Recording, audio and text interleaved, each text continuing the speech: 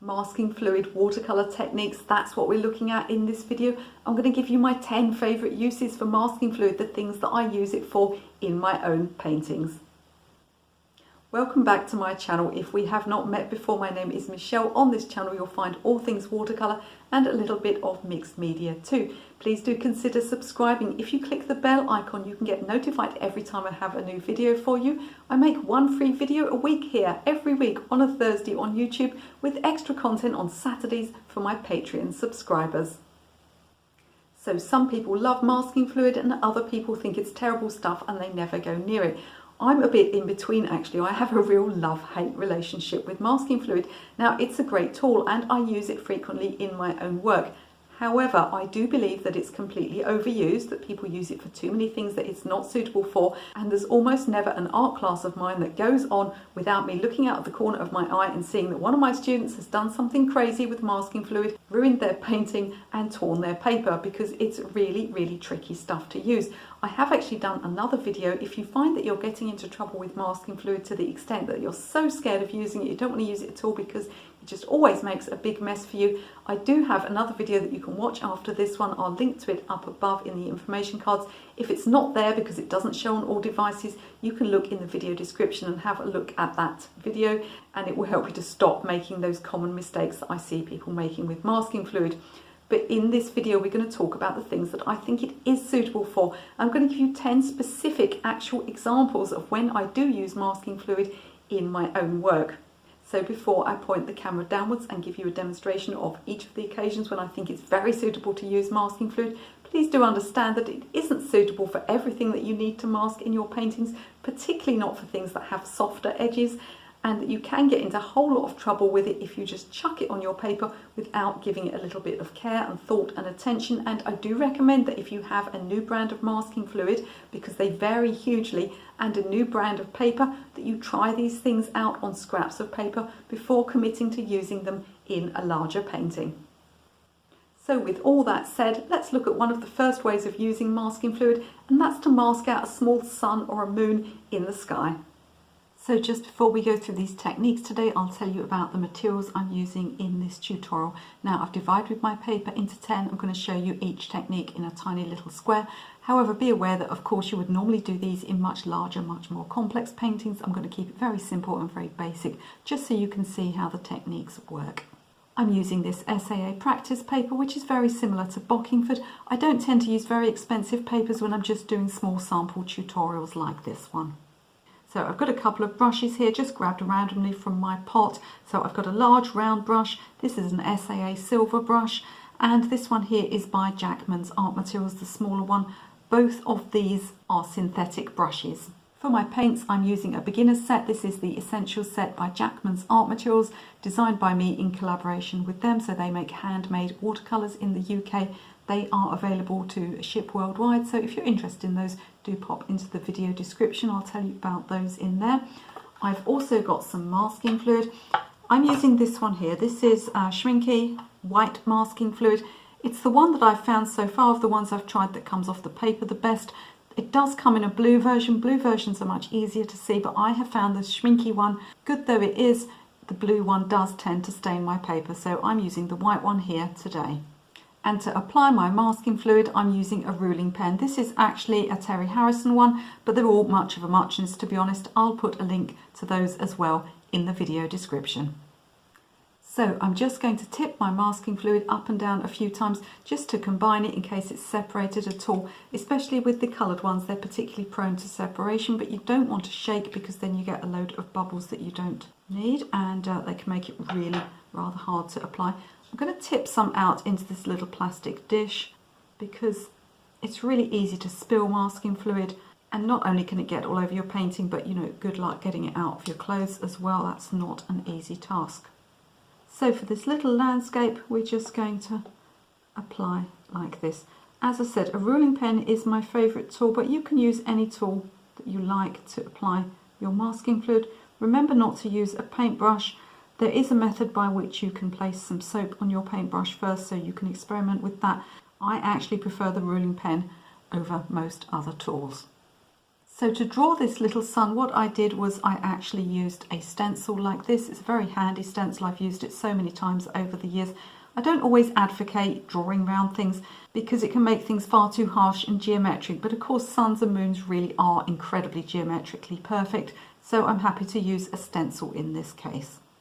So with each of these techniques I'm showing you, do make sure the masking fluid is dry. It will still feel slightly tacky, but it will change colour. So if you've got a white masking fluid like this, you'll find that it's probably gone clear. If you've got one of the blue ones, they tend to go a little bit darker, and the same with the other colours as well. So you'll be able to see after about 5 or 10 minutes that the masking fluid will just change slightly, and that's when it's ready to paint across. So this one here is going to be a tiny sun or a moon. I think actually we'll make it a little bit sunsetty. So now I've got the freedom to go over this area without worrying about this little moon. So let's go on with some quite strong colours. Always when you want an area that you've masked to show up, you need to go on with strong colour. So I've got some phthalo blue here, and I'm going to just put a little bit of pink into it. So we start getting those sunsetty colours. And let's go in with some yellow down the bottom here. I'm purposely taking it over that foreground because actually I think if we're going to have a sunset, we don't want that foreground to be too light, do we? Now that looks quite nice, but I do want that moon to show up a little bit more. So I'm going to go in just with a little bit of extra pink, just around the edge there, just ramp up that contrast. And again, we're going to let it dry. So there are lots of ways you can remove masking fluid. I just like to use an eraser like this and make gentle circles. You can use your fingers, just be careful of smudging. And there we are. I could paint that light yellow, but actually I like the drama of leaving it white. So the next use I have for you for masking fluid in your paintings is to paint the centre of flowers. So anything that's in the middle of flowers, where there's little seeds or little dots or little stamens, anything like that. In fact, not only would I say that it works well, I would say that for some flowers there's almost no other way of achieving this effect. So here I've got my flower. I can never remember if these are stamens in the middle or if they're called something else. I'm very bad at the botany of plants, so I'm just going to go in, make these little straight lines. It would be really hard to do this without masking fluid. Another thing I've been careful to do is I want to make sure that the area where the masking fluid is going is actually going to be the darkest area. So I purposely on these other petals I worked from dark to light so that I can get real strong darks in the middle of this flower, and in that way I'll get the most drama. Now when I take the masking fluid off of any of these techniques, I can of course choose whether or not I want to leave the area white or perhaps I want to add some colour. It is possible of course to go on top of colour, and we'll be doing that later in this video. As long as the paint has dried, you can go on top. Do be aware though that sometimes when the masking fluid comes off, it can just lift the paint colour a little bit. So I think we'll also have some dots on here, and that's looking quite nice already. So this flower I started was permanent rose, so I'm going to go in with more permanent rose. I'm going to go a little bit darker in the centre there, because the centre of things tends to be darker. If you do something a darker colour, it tends to recede, so we want the centre of that flower to go inwards, making sure that all of that masking fluid shows up. So you can see already that it's showing up nicely. Has bunched together a little bit at the base there, but that's really because I'm trying to work on such a small scale. And I'm just going to go a little bit lighter with a little bit of clean water as we come out. So this colour here is permanent rose. So now this is dry, let's just remove those stamen areas from the centre. Because I was working on such a small area and the masking fluid seems to thicken somewhat whilst it's being in the cupboard, I'm just going to add a little bit of definition between those areas there, like so. I can also, if I want to, go into these and perhaps put some little yellow highlights on them. I could go dark. Really depends on what sort of flower you are painting. Now masking fluid works best when picking out really crisp, hard-edged areas, and nothing is more suitable for that than shiny objects. So if you look at objects that reflect light, you'll find that the shinier they are, the crisper the highlights. So if you have something that is, for instance, made of brushed steel, you'll find the highlights a little bit softer. But if you have something like glass or the eye of a bird, something is really, really shiny, that's when you're going to get that crisp, pure white highlight, and masking fluid is perfect for this. So I've drawn an eye here, and it's an owl's eye, and it had a highlight that went right across the eye, so it didn't just stay in the black part in the center here, it went across into the bit next to it, the colored part of the eye, which is going to be orange. So really, really simple, this one. I'm going to place this in.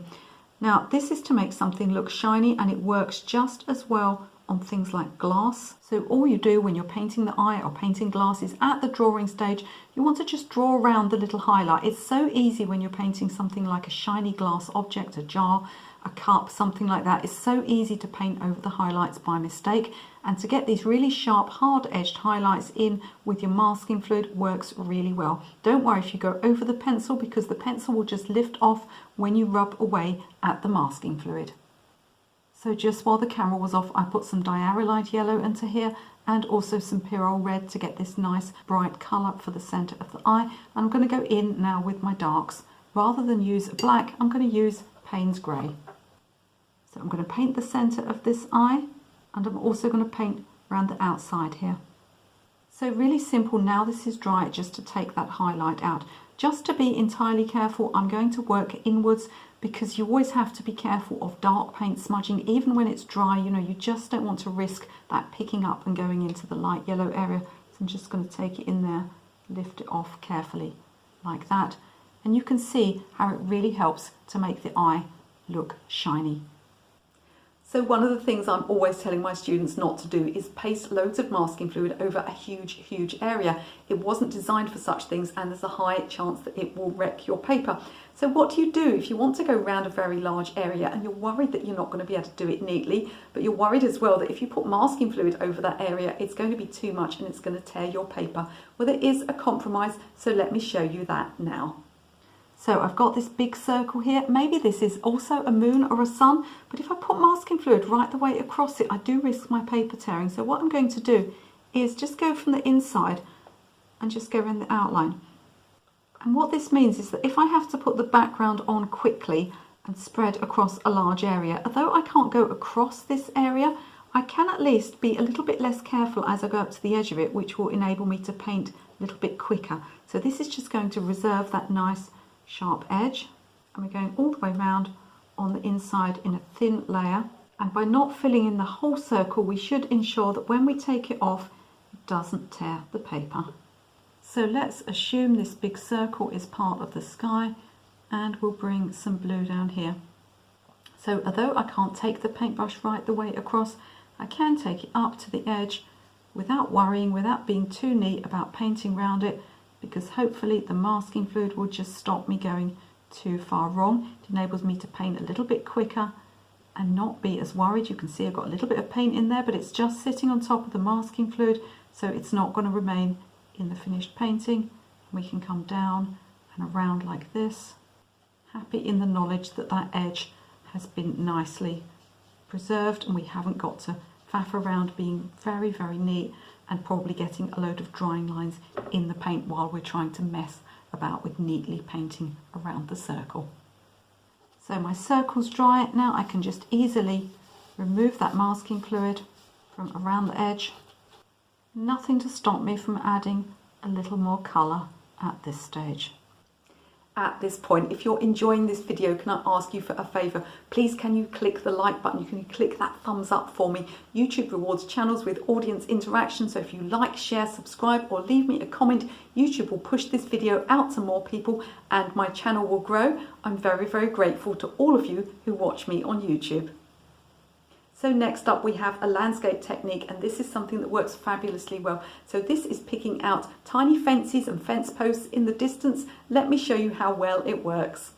So here I've started to make a tiny landscape, and I've got a white fence and it's sitting against what's going to be some dark trees. So rather than try and paint around that fence, I'm going to pop it in first, and then we're going to put the trees on top and not have to worry about it anymore. Because it's an old wooden fence, I don't have to worry about, getting every single bit of it perfect. We just want to make sure that we don't completely paint over it and that there's something there that's going to reserve some white paper. You can also do this for fence posts or things like light coloured tree trunks. So now the fence is dry, let's go in and get some trees behind it, and they'll just show nicely through the fence. I'm going to go straight in, as I tend to, just with my blue, and put my yellow on top. And there you see green has to appear, changing to other yellows and blues as I go along, keeping those edges nice and broken, and anywhere we get gaps we'll just get the white and the clouds in the sky showing through. Put a little bit of purple in there just to kill those colours a little bit, just to make them a bit more natural looking. Again, going with that same idea of going darker down the base here, so I'm going to go straight in with a bit of the blue down the bottom here and spread along. We want to get maximum contrast where the masking fluid is. Let's get a bit more height variation on this. And all we do now is let it dry. So now that's dry, let's just remove that masking fluid, and we're actually taking those pencil lines off at the same time. So we've got a nice natural effect of a fence in the distance there. Now I can keep it white like that, or if I wanted to, I could take something like this raw umber, which is a really delicate colour, water it down and just kind of knock the brightness off of that fence. So whether you want to leave your fence white or you want to just make it a little bit darker, that will depend entirely on the feel of the landscape that you're creating. My next technique is wonderful for garden painting and flower painting, and this is for any area where you've got a large amount of tiny flowers. Let me show you how it's done. So I'm going to make an area full of white daisies here. It'll be almost impossible to paint round all of those individually, so I'm just going to use the masking fluid and take out some little flower shapes.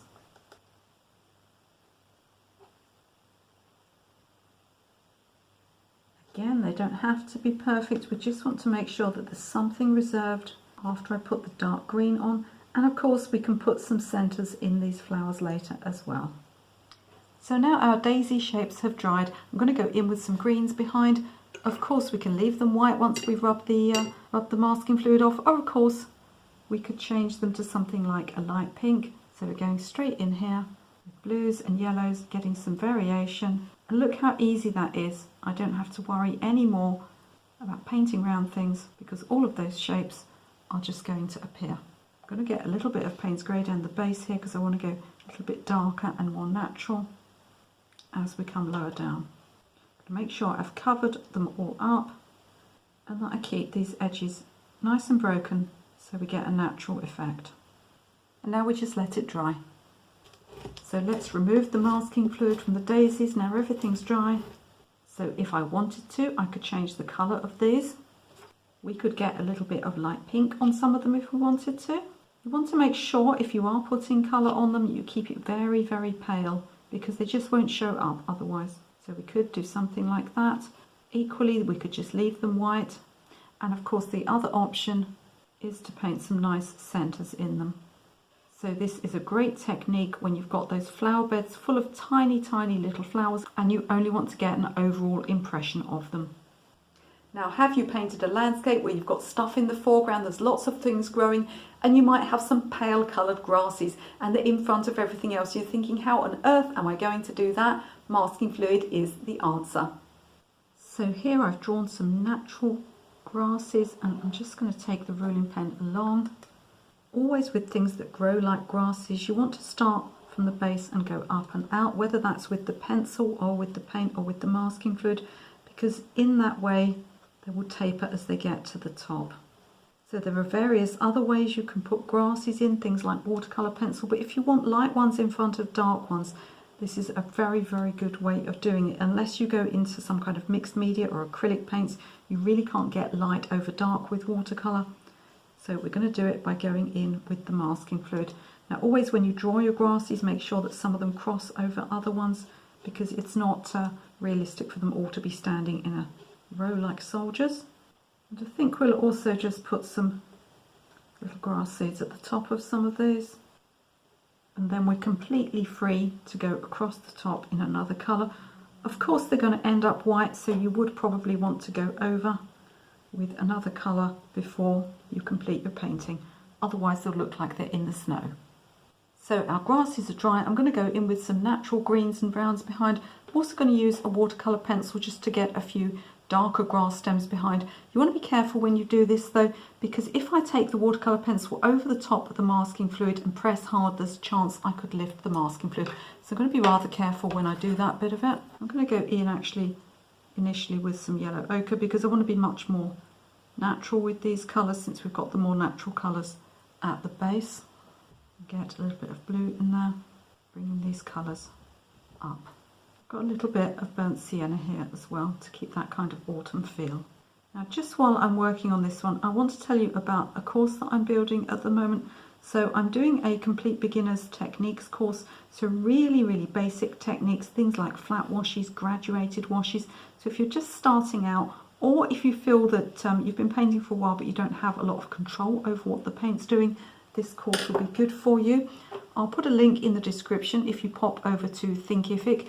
I'm going to have a discount on the course before it opens, so for the last couple of weeks just before the course is launched fully, you'll be able to book in and buy that at a discounted price. Now the only people that will get sent that discount are the people that are on my list as being registered on Thinkific.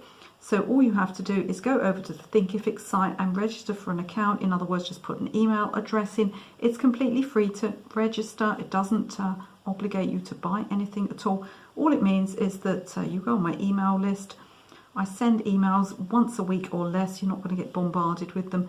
And you'll also get any initial course discounts. So I'm recording this in November of 2020 and the course will launch in December of 2020. So if the video's just gone up, there's a chance for you to get a discount. But if not, their course will already be up. You can purchase that course if you want to. And there'll also be other courses. And because you're on my list as someone that's interested in the courses, once you've made an account on Thinkific, I'll then be able to send you discounts for future courses as well. And with all of my courses, you can actually watch the introduction video, so you'll be able to see what's actually included in the course before you make the decision whether or not to buy it. And it's free to register on Thinkific and it's free to watch that initial video as well. So you see here what I've done is I've drawn in with some watercolour pencils and I've got these nice soft grasses behind, but I was very careful not to press hard and pull that masking fluid off. All we do now is to let it dry. So let's remove the masking fluid from our grasses now. And again, it's lifting all that graphite pencil with it, so we get rid of that at the same time. Now, unless it's a snow scene, they wouldn't look very natural staying that colour. So I can go in perhaps with some light brown or some yellow. Got a little bit of lemon here mixed in with a little bit of raw umber, and we can just knock the white out of those grasses. So I've got quite a subtle effect here. If I want them to show up even more, I could of course have gone much darker behind them. So if you've ever got a landscape where you've got those pale grasses in the front of dark grasses, this really is the best way to do them. So a really nice natural effect there. So the next thing I'm going to use masking fluid for is anything that's got text on. So this could be a biscuit tin or a jam jar or something like that, or some fabric, anything where there's text. I don't know if it's ever happened to you, but you've tried to paint around some text, you nearly always end up going over the letters. So masking fluid works wonderfully for this subject. So here I've just traced a word that I found randomly in a magazine. So this was the word nature. I'm going to go up and follow along the letters. Now this masking fluid has got rather thick since last time I used it, so it's possible to get a finer result than this. It's also possible sometimes to water down masking fluid, but I don't want to do anything here on YouTube that might possibly not work out, because obviously I can't refilm once I've painted over. And this is typically, as I said before, a technique that I do on things like labels, but also if you've got something like a street sign, it's a good one for that as well. Again, does not have to be 100% perfect. So my letters are dry now, and I can go across with any colours I like. Let's have some red actually. This colour is called Pyrrole Red. It's really nice. It's kind of in between a pink and a scarlet red. And I'm going to drop some other colours in as well, because the good thing about using masking fluid is we don't have to be careful. Now, we don't have to carefully paint around things. So we can just drop colours and they go right across quite naturally. It's as easy as that, and now I just let it dry. So this one's easy. We're just going to take the eraser across this text. You can see there's loads of graphite pencil on there, but what should happen is as I rub, we should lift that out as well. And there we've got our lettering. And of course, if I was working on a much larger piece, I'd get a much neater effect than this. And as I said, the masking fluid's gone rather thick. You can water it down. If you do try watering down your masking fluid, always try it out on a scrap of paper first and allow it to dry and make sure it's still going to lift off of your paper. Next, we're going to use masking fluid for painting window frames, and this is great whether you've got tiny houses or something a little bit larger, you're painting buildings, because what it enables you to do, if you look at the door that I've got here with the windows in, it enables you to take one colour across, for instance a darker patch across multiple panes of glass without having to worry, so you can get this really natural effect of something going on behind your glass windows by using masking fluid for the frames. So here I've got a window in a brick wall. Although all of the window, apart from the window panes, is white, I'm not going to fill in that top semicircle because always with masking fluid you're looking at doing as little as possible with it. The more you put on, the more chance there is that it won't come off your paper cleanly. So I'm just going to go right across these window bars. Now be careful when one piece of masking fluid crosses another area like that. Ideally do it while the whole thing is still wet, because if the first lot of masking fluid has dried and you go across the top of it, you can find that you actually lift the masking fluid off. So something like this where you've got one little bit crossing over another, always good to work quickly, keep everything wet. Just going to go along the bottom here and just along the edge of that top section. So my window's dry. Now I'm going to go in mostly with some Payne's Grey and a little bit of ultramarine. I'm also going to do some blotting in order to get the idea that there's something behind this window. I'm going to be careful with the blotting though, because just as I mentioned before, it could lift the masking fluid if I'm too heavy-handed with it. So I'm going to go in, straight in with some of this dark, and everything is dry here. So the masking fluid is dry and the paint around the outside is dry. Really important, otherwise this would just bleed outwards. Could go dark all the way across like that, but it might not look very natural. I want it to look as if there's just, you know, something behind here. So I'm going to vary the amounts of light and dark, and also going to do a little bit of blotting. Can sometimes work well with windows to go sort of almost in a corner, so top corner and side corner, or bottom corner and side corner. You do those bits darker and then you come across a little bit lighter. So you get the impression that inside the window the light is coming from one direction. So I'm going to go across here, changing just to clean water now, and we'll have a little bit more ultramarine. And ultramarine is a granular colour, so you know you get some of that interesting texture going on there. I'm going to bring this down here. I have to be careful painting along the edge here because I didn't actually mask the edges of the window. So there I've got some colour in, and now just to give an impression that there's something else going on, I'm just going to do a little bit of blotting. And then I'm going to go back in, a little bit more Payne's Grey, a little bit wet. We're going to get that really natural effect and the idea that there's all sorts of things going on behind that window. Now I need to let it dry before I remove the masking fluid. So here's our window nice and dry, and we're just going to remove all of that masking fluid. So you can see how easy it was to get this natural effect. It's rather harsh, the white here, so what I would be inclined to do if this was a proper painting is I'd probably just get a little bit of some kind of lilac-y shadow colour and just get a little bit of shadow here and there in order that you get a little bit more of a three-dimensional effect.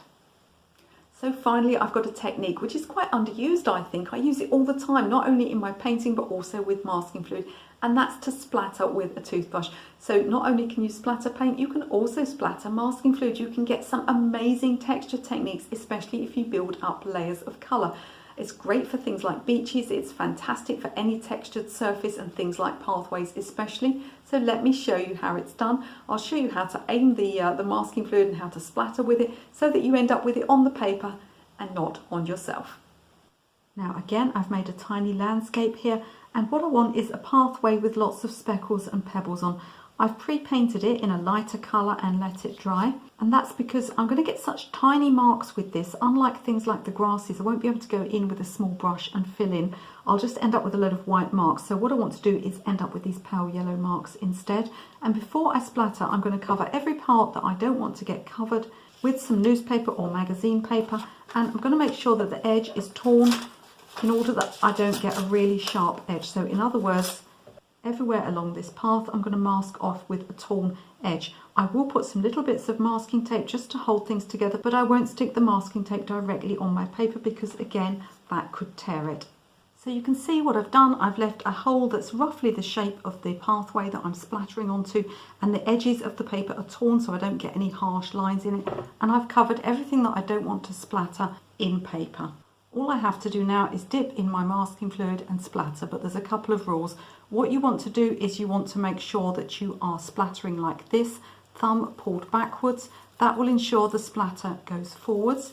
If you are not dexterous enough to do that, if you have something like arthritis, you can get a flat bladed knife and just draw it back along the bristles like this, so you don't have to bend your thumb in strange directions. You also want to point this downwards so it goes towards your paper.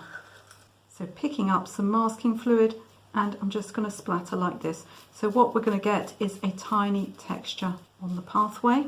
And you can also paint with a toothbrush. So you can also, if you want to, hit the paper a bit and get some larger marks towards the front. So you're looking at making it so that the smallest marks are furthest away from you. That's all you have to do. We're going to let it dry before we put a darker layer on top. So here's my path. I've removed the magazine paper. I don't want a hard edge to this path, so I'm going to soften the edges with a little bit of water. Because it's such a small area that I'm working in, I'm going to take that water all the way out.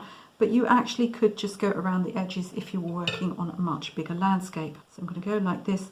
What this does is it means that when I paint the pathway, the edges will be soft and not hard edged. So I'm going to go in now.